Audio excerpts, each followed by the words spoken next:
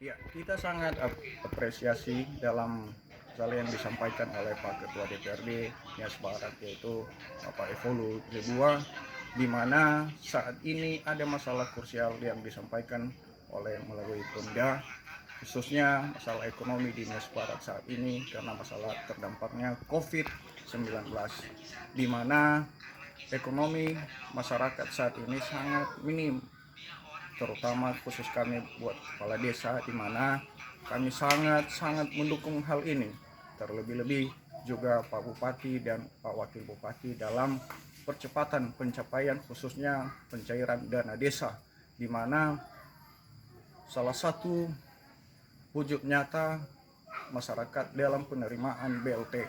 Mudah-mudahan juga begitu juga dengan masalah-masalah yang lain. Dan khusus kami desa sangat membutuhkan hal ini karena sangat menyentuh dan bermanfaat khususnya masyarakat di bawah. Terima kasih. Yahoo.